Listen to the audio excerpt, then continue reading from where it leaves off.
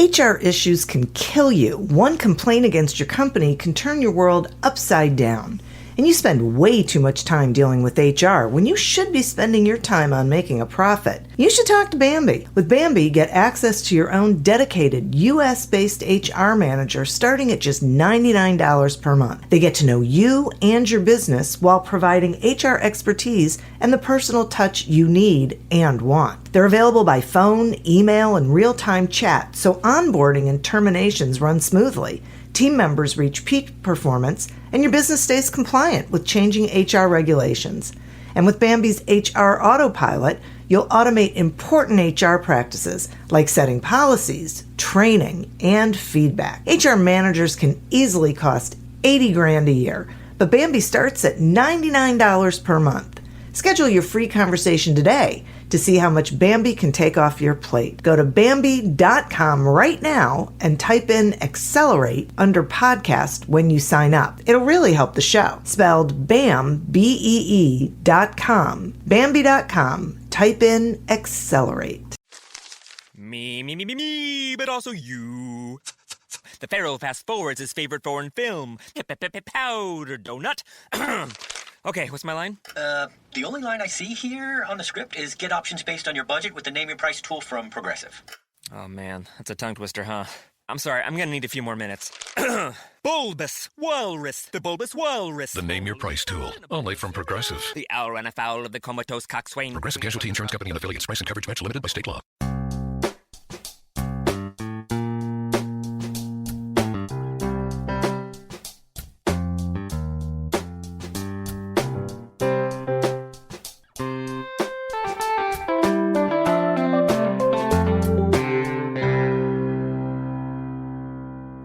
Welcome to Accelerate Your Business Growth with your host, Diane Helbig. Diane is a leading small business development and leadership coach, author, and speaker who is passionate about sharing valuable ideas, tips, and techniques with business professionals worldwide. Diane brings you the world's experts and gurus in all things business. Whether it's sales, structure, social media, planning, or plateauing, guests bring their expertise and energy to each episode. When growing your business is your focus, Accelerate Your Business Growth is the show to listen to. Got a topic or guest suggestion? Let Diane know. The goal is to make sure you have the information you need to move your business forward. Thanks for joining us. Settle in and enjoy. Hi, everybody. Thank you so much for joining me. Today's podcast is sponsored by Audible.com. Audible.com is a leading provider of spoken audio entertainment and information. Listen to audiobooks whenever and wherever you want. Get a free book when you sign up for a 30-day free trial at audibletrial.com/businessgrowth. Accelerate Your Business Growth podcast continues to enjoy inclusion on lists of the best podcasts to listen to. And is gaining recognition as a great resource for small business owners, sales professionals, entrepreneurs, leaders in business of all sorts. And that's really because of the guests. These are folks who bring their expertise to the conversation they have with me so that you all can get educated on the things that you want to know about that you can take back in your business so you can do better things. Today is no exception. My guest today is Keren Eldad, certified personal and executive coach, organizational leadership consultant, and speaker. Keren is the founder of With Enthusiasm Coaching. She's an executive coach of superstars famed for her work with overachievers and is a trusted advisor to industry-leading executives, acclaimed entrepreneurs who are setting records at the top of their fields, and top organizations like Beyond Capital, Luxxotica, Cleef Arpels, YPO, LVMH, and IWC. Powerhouses like these tap Keren to help them make significant breakthroughs in the profitable growth of their business while revitalizing their energy and defining the meaning of their entire lives. Thanks so much for joining me today, Keren. Thank you, Diane. It's a real pleasure to be here with you. You know what I got a real kick out of was, of course, not hearing my bio for the 7 millionth time, but the fact that today is sponsored by Audible. I am probably their #1 customer in the world. Oh, that's so great. Amazing. What That's Audible wonderful. has done for my life. Yeah, I mean, where would we be without them? We'd have to read, right? Well, it's not just that. You know, the truth is some of the versions of I'm a huge reader, but sometimes the Audible version is better. For example, I think I'm probably most obsessed right now with *Sapiens* by Yuval Noah Harari, and that book is read by a snooty British guy, and it's so fantastic. The Audible version trumps the book. Oh boy, you know what? I totally get that. Sometimes hearing it makes all the difference in how you absorb the content. All the difference in the world. Completely. Yep, I totally get that. So that's a good start. Okay, so yes, and thank you for that.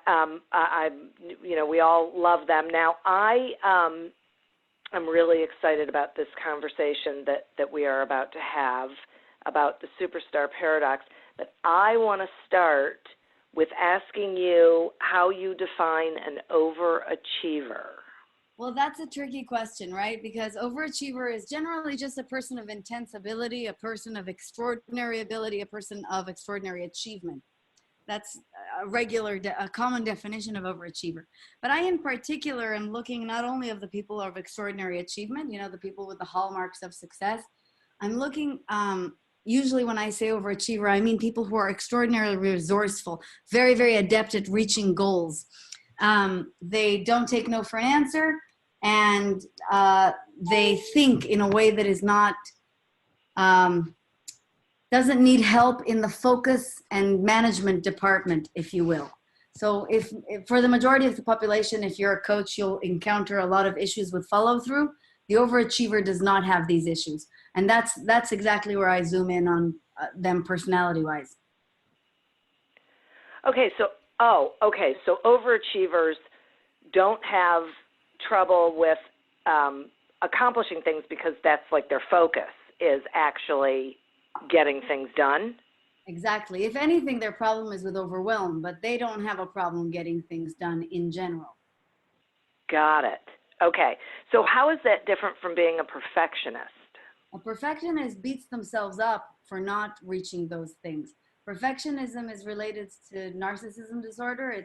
It sounds like a great thing. We've been conditioned to say it in job interviews as a good thing, but it's not a good thing. Perfectionism is like having an inner bully in your head that's beating you up for falling short. Oh, God, I can see that. And that's very different from the motivation to achieve. Now, they are related, and perfectionism is certainly something that you see in overachievers, of course, but not necessarily so. Right. Okay. So a perfectionist could very easily not be an overachiever. They want to, they just can't. Yes. Oh, and you meet them all the time. There are people, for example, I'm so sorry about the barking. I have many animals. That's okay. But for those who love animals, this is what happens, right? Exactly. And I'm not a perfectionist, so it doesn't bother me. You meet a lot of perfectionists all the time. I have certainly met a lot of perfectionists who, because of their perfectionists, are not overachievers. Think about it. If you're completely obsessed with doing things perfectly and without missing a beat and without making a mistake, man, you are not going to accomplish a lot. So, wow, that's a great point. That's a starter stopper, as I like to say. It doesn't get you anywhere. And I meet a lot of people who suffer from this. It's called analysis paralysis, and that is perfectionism. That's what perfectionism does. I can't do it look like this. I can't take any risk of failure because that's going to kill me. Overachievers, for the most part, can either mitigate their perfectionism or limit it to one arena. The conditions from which they suffer are much more status related in my experience than they are perfectionism related. Oh, that's interesting. So they're achieving the things they put their mind to because they because of how it makes them feel? Because it's their identity. It's their identity. That's so interesting. You know, many of the Interesting. things that I've seen, and I coined the phrase superstar paradox to describe a condition that was so interesting to me, because I'm coaching people who make millions of dollars a year and still find themselves in rather unhappy situations. And the many effects that you see come down to a few. Like, mostly they're buying into success only as it relates to power or money or status. So the identity is formed around that, right? And then they also create all these self-imposed benchmarks of what success looks like. And that's, again, identity. All of the derivatives of that, like perfectionism, which includes being really, really scared of making mistakes, is a derivative, but it's not why they're going there. Why they're going there is because this is who they believe they need to be in order to be accepted and loved. But they're not happy. Well, if you think that you need to become accepted and loved, and it depends on the opinions of others, I mean, you're only going to feel happy probably 30% of the time. People are very finicky. I'll give you an example. I just gave a TED Talk 2 days ago, as I mentioned to you before, and I think I did great, and my mom thinks I did great, but I'm pretty sure there were a couple of people in the audience who were like, who is this girl? Yeah. So if you depend on other people's opinions, you're not going to be very satisfied for very long. Yeah, right. Okay, so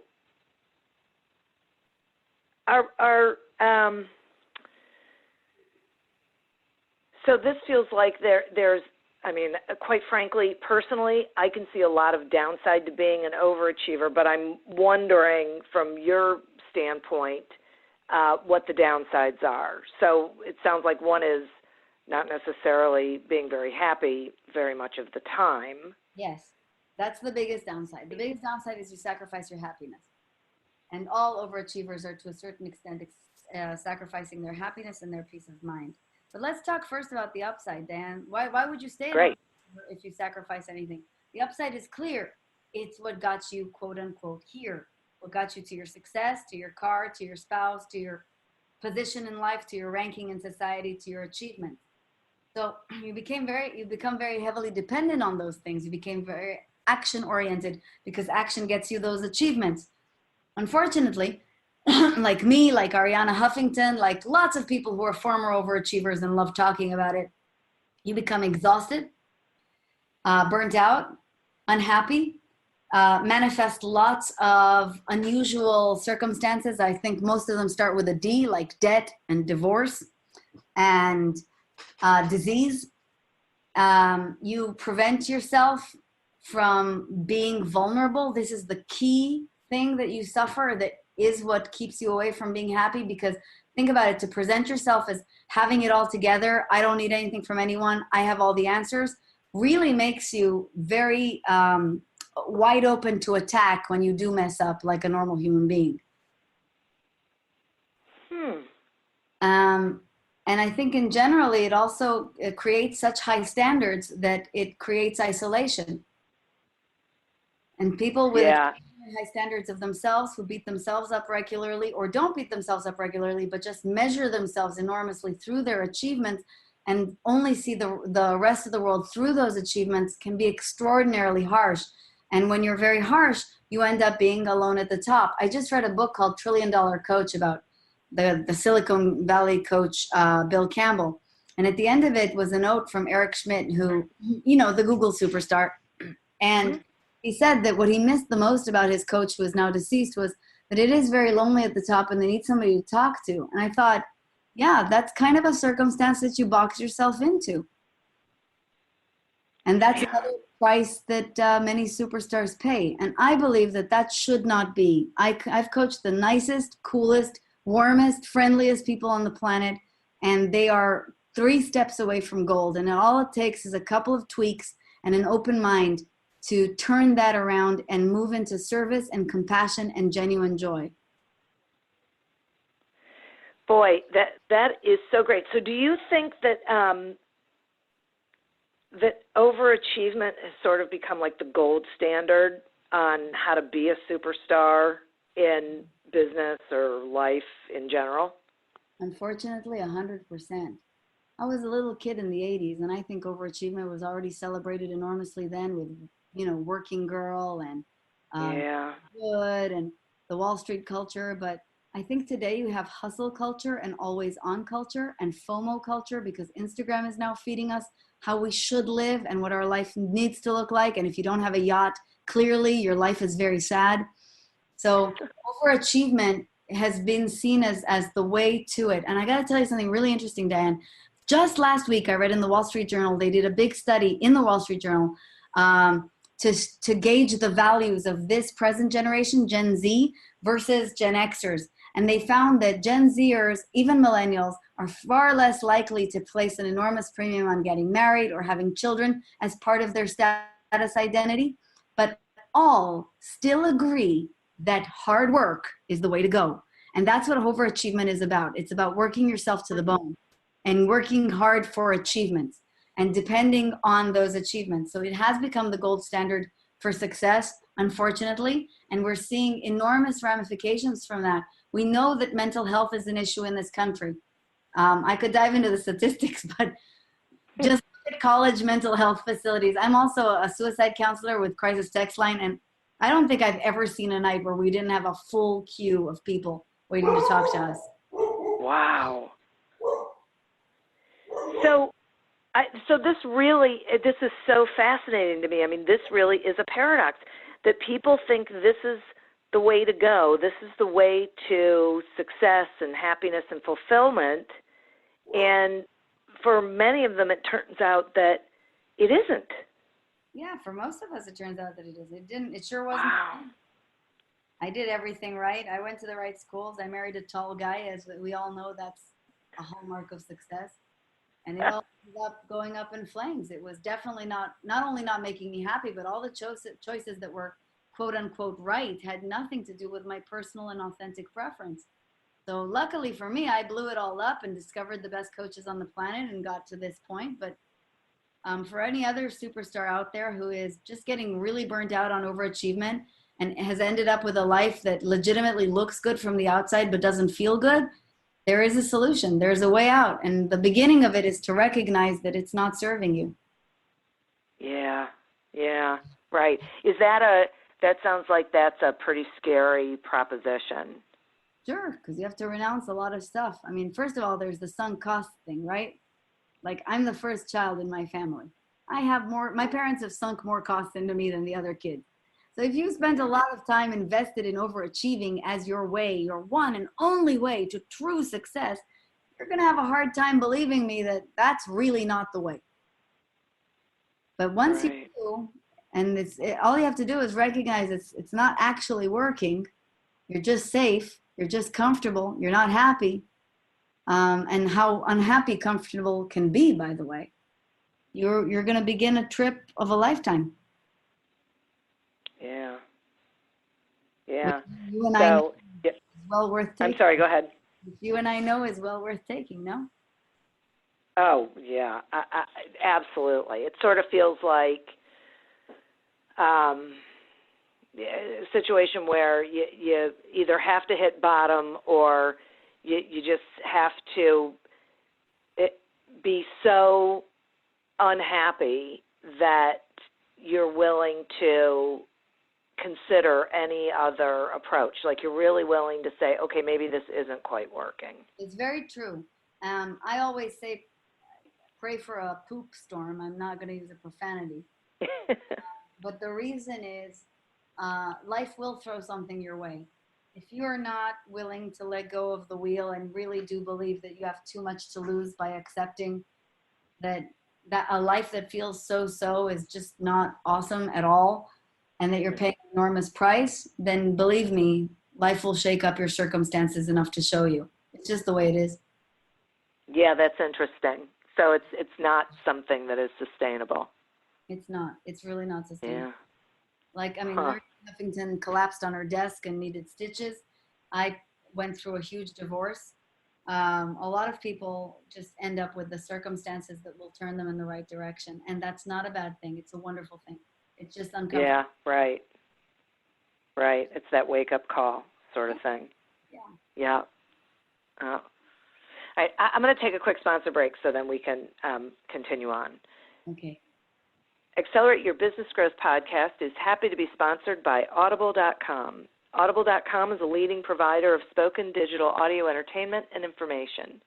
They have over 150,000 titles to choose from, and you can listen to them on any device, including whatever you're hearing us on right now. And if you sign up at our link, which is audibletrial.com/businessgrowth, you get one free audiobook and a 1-month trial of the service. Some examples of books you can listen to on audible.com are Do Business Better by Damian Mason and Breathe to Succeed by Sandy Abrams. So visit audibletrial.com/businessgrowth, explore the books that are of interest to you, and receive one free audiobook when you sign up for the trial. Today we're speaking with Keren Eldad about the superstar paradox. Okay, so before we went on the sponsor break, you were saying that it's doable to change the way we're looking at things and sort of do things differently. Will you talk some about, so if I'm an overachiever, I'm not, but let's just say I'm an overachiever and I realize I'm not happy, what do I do? How do I get out of it? Well, the first thing if you really realize you're not happy, I promise you've done 50%. Good for you. Congratulations. There are so many people who are able and willing to help you there. But there are a couple of concrete things that I can tell all of your listeners who are overachievers or believe that they're overachievers or think that they're overachievers in some categories. And all of us are, to a certain extent, overworking in one arena. I promise you. There are overachieving mothers out there. There are overachieving gardeners out there. There are overachieving parents out there. They're overachieving everything out there. So the first thing that you want to do is to shift your focus from the achievement to happiness. Now, I know that this sounds really maybe a little bit woo-woo. A lot of people say that they are focused on happiness, and a lot of people say that they are happy and that they care very much that their children are happy. But as Raj Raghunathan showed in his epic book, If You're So Smart, Why Aren't You Happy? Or as Mo Gawdat just taught us in what I consider the best book of 2019, Solve for Happy.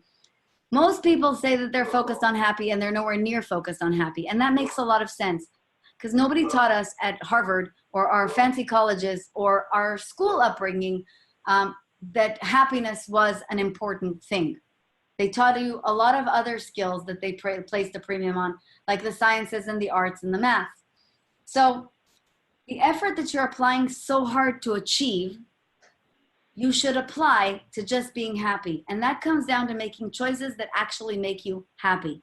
Aim straight at upliftment. Aim straight at stuff that you actually like to do. Figure out how to help yourself out with the stuff that you don't like so much to do.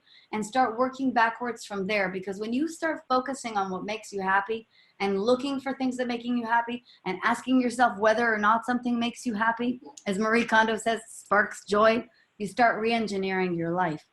That's the first thing that I would say, Diane. And then the second thing I would say is, instead of asking yourself, what am I going to get out of this? Or only doing things that will get you the achievement or the status or the money or the power, ask, how can I serve? This is a really important one in my personal story, Diane, because when I stopped focusing on how much money I could make or how I could look good on Instagram or how I could figure out a way to untangle from this divorce and ask myself, how can I volunteer? How can I do something for other people? I learned first and foremost to get out of my own head. And that's why I still volunteer with Crisis Text Line. To be very honest with you, it's not just about service. It's about helping other people, which gives you perspective and gives you focus in this life. So maybe you're not called to help people who are suicidal, and that's cool. But if you want to bring peace to the vanguard of your life, you should have an internal revolution and ask, what service can I provide? Can I help other people? Can I start a mentoring group? Can I help some friend find a job? Those little actions, they get us really in touch with gratitude, and that changes the dynamic of how we live our life. Does that make sense? Oh my gosh, it makes perfect sense. It's so great. I'm glad that Yeah. The last thing I'll give is this. If you are a perfectionist overachiever and you know that your happiness is coming because your standards are extremely high and because you're really hard on yourself, start practicing speaking to yourself differently. Now, for the average person, it's a little comical to think that some people talk to themselves like they're stupid or they can't believe they did that or really berate themselves. But for a suicide counselor and a coach, it's really common to hear that people speak this way to themselves. And if it's you out there who's speaking this way, then I hope you listen to the words of Elizabeth Gilbert, who said that perfectionism is just a haute couture way of saying fear. Perfectionism is just a fancy way of showing that you're really insecure. And if you stop being hypercritical of yourself and you stop gossiping about others by being hypercritical of them, you will already mitigate the effects of this enormously in your life, and you'll start living a lot happier. And these all sound like relatively, I think, simple things, but they're tweaks, Diane, that redefine, I'm so sorry about the dog. They're tweaks that really redefine the identity of the person who's living through this real struggle. And, by the way, who is generally making life miserable for a lot of people around them. They tend to be command and control managers. They tend to be tough to be around at home. Perfectionists and overachievers are really, really hard to live up to as parents. So Yeah. it has real ramifications, and it's definitely worth their while. Yeah. I agree. Yeah. And I love that we have to realize that we're not just impacting ourselves, we're impacting other people at the same time, and still not getting what it is we think we want. Yeah, you're really not. I mean, think about the command and control boss who thinks that they're ruling with fear and that they're doing everybody a great service by commanding enormous respect.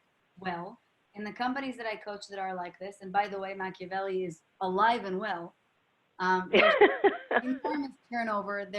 Millennials really can't take it. There's huge distress. There are mental health issues, and you need coaches all the time. Now, I'm really happy to be gainfully employed, but why should that be? Why don't you be happy? You're going to be a lot nicer to other people. But here's the best part. It's not even about that. It's about you living this one life, this only life you have, fully to your potential, on your purpose, in your authentic terms, with real power.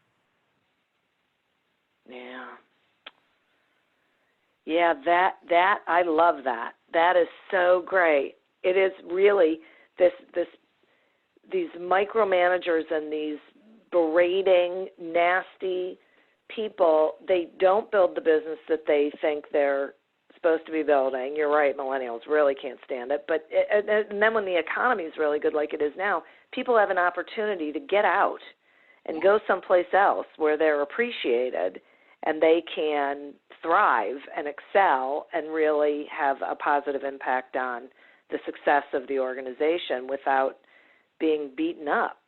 It's totally true. 40%, I just read in a Forbes article that 40% of the U.S. population is already reporting side hustle on their income tax.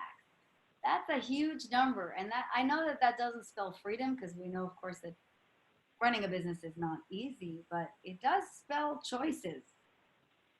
And it spells choices. You may want to be a little bit more cognizant of how you're speaking to people. And again, it also feels really bad to be mean. It really does. And I think part of the mental distress that I see when I'm coaching superstars many times is not forget that they don't put down effective boundaries, is that it physically hurts to be like that. It's awful to be disconnected from a spouse. It's awful to be disconnected from the people that you really, really love and care about. It's awful to know that you're not living in full alignment with who you are, and that you're not following your real desires because you're so scared of the ramifications because you got too much to lose. So this is about resolving issues of people. Okay, but I got to ask you a question about that. Sure. Is it really? Yeah, it's unbearable. And they really feel that way?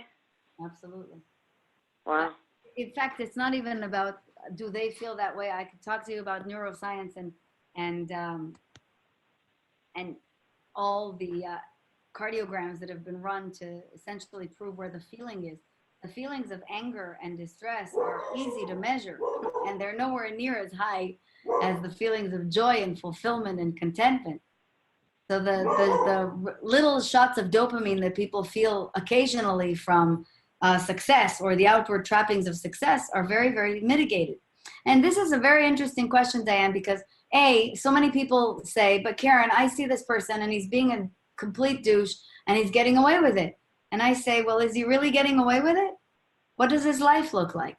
Has he had many partners? Is he tweeting at 3 o'clock in the morning? Is he rather alienated from society? Does he look healthy? I mean, what does success really look like? Probe at the questions. So many of us admire wealth enormously, but how many moral cautionary tales do we need to prove to us that what looks okay on the outside is not usually perfect on the inside? And when you live on authentic terms and you really are able to show your weaknesses and speak openly about your own journey, you're going to feel a lot different, and you're going to start valuing success very, very differently and paying attention to those who are truly successful by very, very different measures. Think about it. Who's more successful? Michael Phelps, undefeated Olympic champion, or Michael Phelps, who openly speaks about his struggles with depression? Oh, no question. Great example. Michael Phelps, who speaks openly about his depression. Or Absolutely. Brene Brown, the most successful speaker in the world, or Brene Brown, who's an alcoholic, who's in recovery for many years and speaks about her own struggles in her own marriage and all the other trivialities of her life. This is a real human being. And that's very, very different from a person who's always good, everything's perfect, I'm amazing, you should have a car like mine. That's not happiness. Yeah. Who had everything that they wanted. I mean, I was living in the biggest house I'd ever lived in, but I was sleeping in the library. I couldn't stand my like the trappings of success. Don't believe what you're seeing on Instagram. They really are unhappy. Well, I think that's a huge point, and one that I really hope people hear, and embrace, that it's an illusion. People are putting this mask on, they're putting this face on, and people will talk about it all the time, that everyone's life looks great on Facebook and Instagram because you're going to put happy stuff out there, but that's not everything that's going on in their life, and that's not necessarily even real enjoyment that they're putting out there. Plus, it doesn't make sense. Life is not perfect. It is conflict and challenges. It is supposed to be like that. No one's life is perfect all the time. This is an illusion, and it's a terrible one. And to wit, 1 out of 6 people today is taking some kind of medication or antidepressant, and that's an enormous epidemic that's going on. I mentioned in the beginning that I love the book *Sapiens* by Yuval Noah Harari. That book is a history of mankind, and at the end of it, after he speaks about how essentially man has risen from being a regular animal to a god, he says, so we're living like gods, but are we happy? And he shows that today you're 8 times more likely to kill yourself and die that way than by any other violent act. And that's an incredible statistic. That's an unusual number. I think 48,000 people died of suicide last year in the United States, and more than 60,000 from opioids. So you got to ask yourself, like, where is this coming from? We're killing.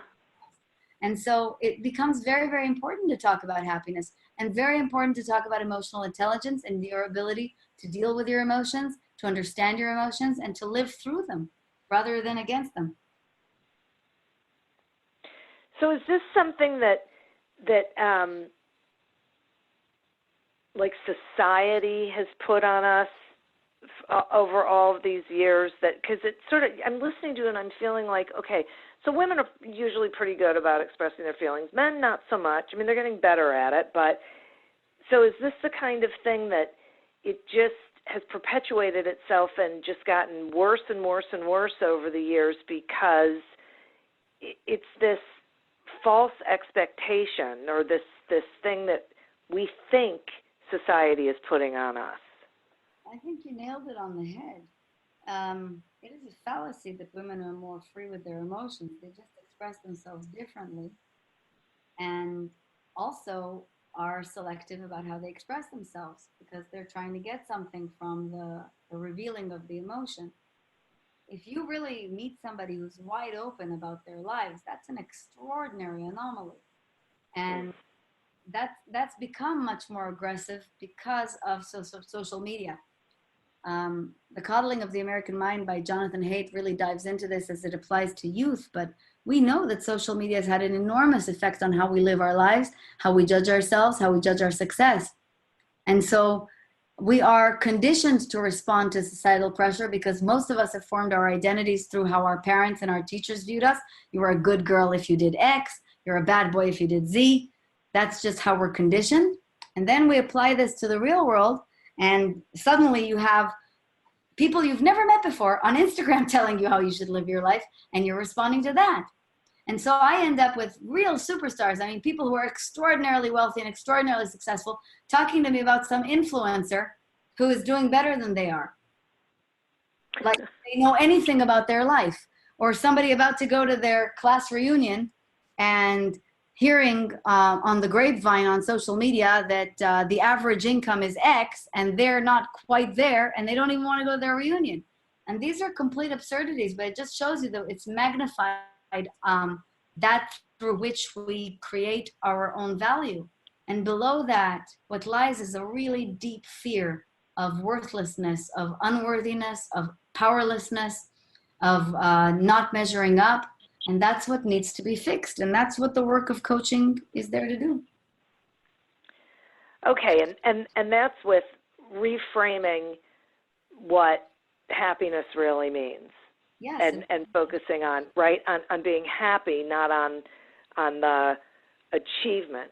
So, and it's important, I'm assuming, that we look at this in our whole life, not just in our work life. Yes, everything applies to your whole life. And I would also like to add this. For those who think that the second they turn their focus away from achievements to happiness, they'll lose their money and their stuff, absolutely not. Get happy, get everything else. In fact, get happy, get everything on a level that you've never experienced before because you're going to let go of what's actually holding you back. But that focus on happiness is a very different shift. Most people think that they will be happy when X happens, and I will teach you to get happy first and then X will happen. Yeah, that's an interesting thing. I totally get it. I think there's a lot of people who really believe that they are in the pursuit of something that is going to create happiness for them. It never does. I just became friends with a really famous researcher named Tal Ben-Shahar, who's also Israeli, and he came up with the term arrival fallacy. Arrival fallacy is when you've deposited so much effort into creating this achievement that by the time you get it, you don't feel any happiness. And he found this with almost anybody, like a person who finally got their series on Netflix. One day after, they're exhausted, they're sad, it means nothing to them. So every time you think that something is really going to make you happy, I assure you, check in with me the day after. It did not. That's so interesting. I can absolutely see that. It's like the letdown of it. It's sort of when you were talking about that, I was picturing my daughter who, when she was little, she'd be all excited for like preschool graduation or something, and then it would come, and she'd be instantly miserable. It's like, okay. There's that phenomenon that women, after they get married, after the big wedding, they've built this up, they're completely depressed for an entire weekend. Of course you are. You built it up enormously, and you thought it would be the be-all, end-all, but it never is. It never is. Look at me. I'm a day after the TED Talk. The only thing I wanted to do yesterday was sleep. I was exhausted. Yeah. I've never my whole life. And sure, it's very exciting, but did it change my life? Come on. Yeah. Yeah. You know. Okay. So, but wait, I have a question for you.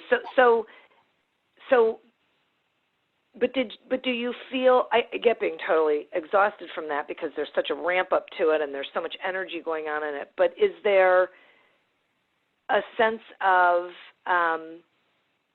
satisfaction? Is there a sense of accomplishment that makes you feel good? Or is it, now I'm just on to the next thing? I think it's a temporary dopamine high. Instead, I'll talk to you about what really makes you happy and what made your daughter happy too. The journey, all the hustle, the rehearsal, the failure, the ups, the downs, the practice, the moment that you found out you got a TED Talk. That's what makes this delicious.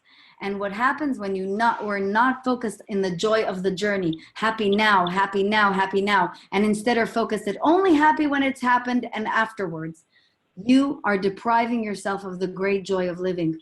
We did not come here. None of us came here for the creations or for the arrivals or for the moments. We came here for the creating and for the arriving and for the building. And so when Joseph Campbell said the joy is in the journey, he kind of knew what he was talking about. Boy, no kidding. Yeah. Yeah.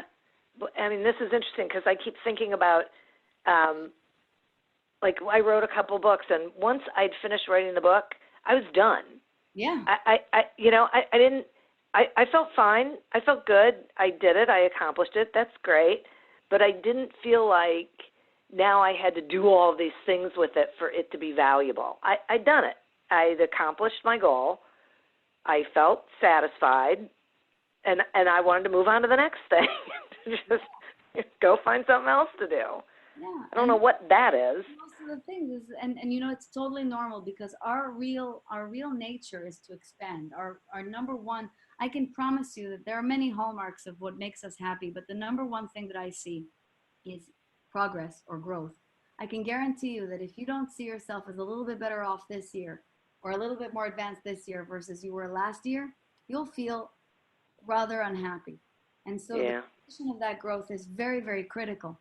And so the problem is if you're tied into a comfort zone, if you're afraid of making a mistake, if you're not really going for it in your life, if you're really not making the big improvements that will actually make a tangible difference to your happiness, you're not going to be happy. And it is our nature to expand. And because it's our nature to expand, another corollary is that it's like I always say to people, because so many people say, I want more money. Okay, I promise you that when you get the more money, and you will, you'll want more money. It's normal. It's not greed. It's expansion. Oh. So you're never satisfied. Yeah. And isn't that a great thing? That's called being alive. Yeah.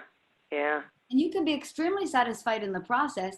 I'm satisfied now. I'm satisfied now. I am satisfied, Diane, every single time I eat a sandwich. Doesn't need to startle me. I really enjoy the eating of sandwiches. Just that, you know, you always want to try a new sandwich. Yeah. That's not right. Greed. That's just experience. It's just putting your focus in a different place. It's not it sounds to me like it's on living in the moment and being in the experience and having the experience, not being so tied to the outcome. That's of course the number one principle of Buddhism, and absolutely spot on. But it's very hard. Most of us are living in the past, or we're living in the future, or we're living on Instagram. Yeah. Right. Okay. Talk to me about the difference between self-esteem and self-acceptance. So this is a very critical distinction, and I'm really glad you brought it up. It'll help a lot of people with the understanding of perfectionism as well. The big issue with overachievers, the reason they don't identify themselves as unhappy is because they are achievers, right? They have achievements. And that means they have self-esteem in spades. They have confidence in spades. My argument, and so is Kristen Neff's, and so is Brene Brown's, is that self-esteem is not worth very much. And here's why. Self-esteem depends on two things: your achievements, and based on those achievements, your ranking of yourself vis-a-vis your society. Now, here's the problem with that. People are flaky, achievements are flaky, and things go wrong all the time. So what'll happen when you, I don't know, gain 15 pounds or don't get the approval of your peers? Your self-esteem marches right out the door, right? Yeah. And so self-esteem will abandon you. In very stark contrast, self-acceptance or self-love or self-worth is a knowing that you are valuable regardless of your achievements, and an ability to forgive yourself for being human and not perfect. And if you are in that zone, you will have a lot of self-confidence because you really inherently understand your value, but you'll also be unmessable with. Wow, I love that. Yeah, it's kind of easier said than done, though. Yeah, no kidding. A lot of people really do believe that they have a lot of self-love, but I mean, you just ask yourself basic questions. Are you still jealous of other people? Are you still wondering what your life's purpose is? Are you feeling dissatisfied? Are you completely obsessed with the outcome of something? And I assure you, if you are honest with yourself and you still come up with the answer yes to those questions, you're in the land of self-esteem. And it's okay. It's normal. Yeah, but so is there like a self-talk you do? Like, what do you do? How do you walk yourself out of that? The exact same tips that I gave before for overcoming overachieving from shooting you in the foot apply here. The principal one of them is start speaking to yourself more kindly. Start accepting that the self-esteem critic in your head is a bully and is not telling you the truth, and that you are worthy beyond belief, and so is everybody else, because of your inherent humanity and because of your inherent ability to show strength, not weakness, through vulnerability. And the second thing that I offer here, actually, as a tangential corollary, is stop the comparisons immediately. I think anybody who's ever achieved anything fantastic in their life knows that you can't give a rat's derriere about what anybody else is doing, because it's through their perspective and it's about their trajectory. But it's extraordinarily important to emphasize this in the context of overachievers and bullying yourself. Just because somebody looks better off on Instagram does not mean they're actually better off. You know nothing about that person's real life. And you should do you. And also, just because another person is achieving on a great level doesn't mean that you need to compare to them. Madonna, I don't think, ever looked at Prince in 1987 and thought, man, his concerts are way cooler than mine. I think I should adjust. No, they were both musical prodigies, right?